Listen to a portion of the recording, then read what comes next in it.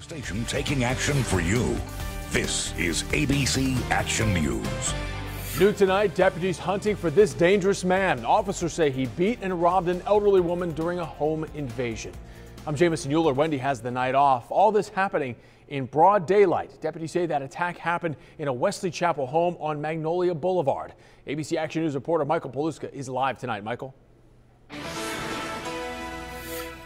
Jamison, the victim's son told us that his mother was beaten inside her home. He says that she is extremely terrified tonight, and he's just hoping that deputies find her attacker.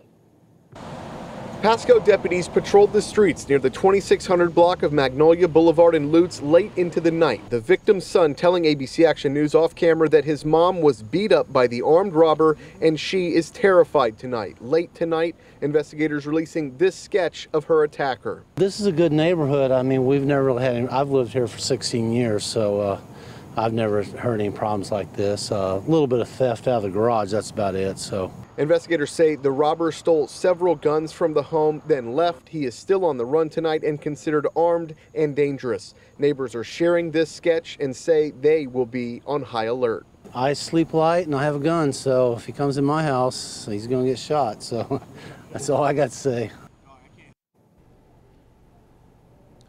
And here's another look at the composite sketch that deputies released just a short time ago. We've posted this on our Twitter and our Facebook accounts. We ask you please share that. Try to get this suspect in custody as soon as possible. If there's any good news in this story, it is that the victim is expected to be okay. We're live here in Pasco County. Michael Paluska, ABC Action News.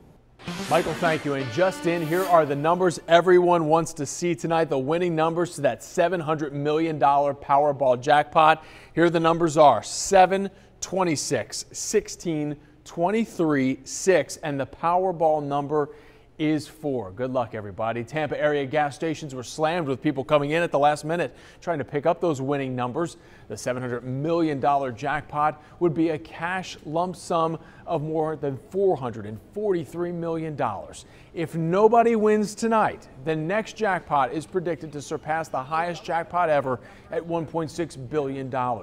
2 years ago, game officials realized more people play when jackpots are higher, so they made changes to the game, adding more numbers, which has resulted in higher jackpots and more rollovers. Oh, I can help a lot of people, my family. I have a lot of plans. Now, the odds of matching all 6 numbers is just 1 in 292.2 million. To give you an idea of what that means, there are 324 million U.S. residents, so imagine being the only person in the country who wins tonight with everybody else losing. Or a mathematics professor says it's like flipping a coin and getting heads 28 times in a row. Store shelves are bare tonight in Corpus Christi, Texas. People are grabbing food and water and getting ready as former Tropical Storm Harvey approaches the Texas Gulf Coast. County crews in the area also filling sandbags. The storm expected to make landfall on Friday, bringing heavy rain and high winds.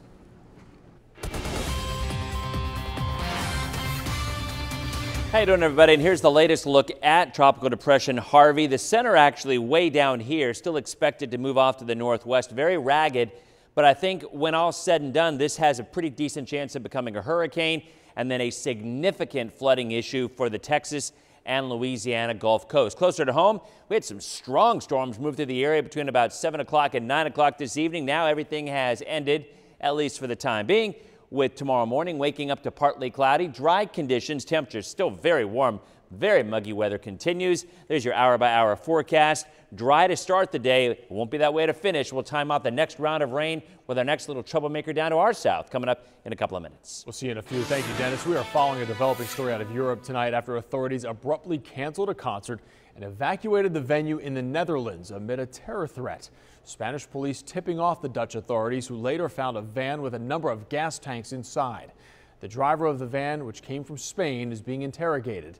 This thwarted attack comes as Spanish police investigate last week's vehicle attacks that killed 14 people and injured more than 130. The president will need the support of Republicans and Democrats to pass a spending measure in a little more than a month, but that will be a challenge as he continues feuding with both parties. ABC's Lana Zach has more from the nation's capital. After meeting with veterans in Reno, you help keep history alive. President Trump has returned back to the White House with a budget fight looming in Washington. Believe me, if we have to close down our government, we're building that wall. Previously, President Trump had promised voters that Mexico would pay for the border wall, but now the president is threatening a government shutdown if Congress doesn't fund it. The president issued the threat during a campaign rally in which he relitigated his response to Charlottesville. Here's what I said on Saturday. We're closely following the terrible events unfolding in Charlottesville, Virginia. But he omitted his two most controversial points. In violence on many sides. On many sides. You also had people that were very fine people on both sides. Instead, blaming the media for the Charlottesville fallout. If you want to discover the source of the division in our country, look no further than the fake news and the crooked media. But the majority of Americans think that the president's behavior has encouraged white supremacists, according to a new Quinnipiac poll. That poll also finds that the president's approval ratings are at 35%. Lana Zach, ABC News, Washington.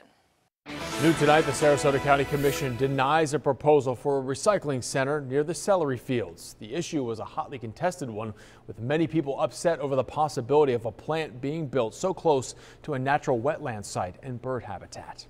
Also new tonight, an Orlando police officer facing animal cruelty charges after the death of his police dog. Police say Officer Eric Antosia let the dog sit in a patrol car in a parking lot and didn't call 911 until he got home. He's also suspended without pay. We're learning Orlando police sent out a warning about gunman Everett Miller just weeks before his attack on two Kissimmee officers. The department says Miller made threats to cops, making posts about it on Facebook. That warning, though, never reached the officers that were killed. One officer thinks the warning wouldn't have made a difference. If he was hell-bent on killing an officer and nobody knew where he was and there was no specific credible information about what he was doing on Friday night, the results probably still would have been the same. Miller, a former Marine, is being charged for the murder of those officers. Governor Rick Scott assigned a new state attorney to prosecute the case after ongoing controversy when Orlando's state attorney made it clear she will not seek the death penalty. A former Miami school principal facing charges for using school funds to pay his housekeeper. Officials say 49-year-old Joey Batista reassigned a custodian hired by the school to clean his house and watch his children. The woman was paid more than $40,000. Right now, Pasco detectives are investigating an auto burglary spree. That incident happening this morning in Meadow Point. Take a look. Surveillance video shows the three people walking down the street, checking car doors. You're urged to call Crime Stoppers of Tampa Bay with any information. Car thefts are a growing epidemic in our area, with most offenders being kids. ABC Action News reporter Maricela Burgos has more on what the young people are telling authorities will help. Chance overpowered a discussion. You want to talk about a crime epidemic? That is the crime. That black children in this city have to starve. The Uhuru movement halting the meeting, demanding for justice for 3 teenage girls who crashed a stolen car into a pond and drowned. Why don't we try this again? About 15 minutes later, the meeting restarted. The topic, why kids are stealing cars in Pinellas County. It's on the rise now more than ever, and I don't know the cause of it, but I know that it's idle minds. The St. Petersburg police chief says just this week, officers arrested 5 kids for car thefts. He believes tougher punishment for repeat offenders, which starts October 1st, will help. That's the first step, because again, now there's consequences. Now we're telling these kids, if you steal a car, you're probably going to be detained. Kids telling leaders tonight communities need more resources, more role models, and kids have to be motivated. It was just amazing just to see how all these kids are really trying to be something and do something with their lives and not just throw their lives away. Sharing their wisdom for a complex problem impacting the community. It's an important thing for us to try to focus on, to try to get a handle on. I don't think there's any silver bullet answer to this.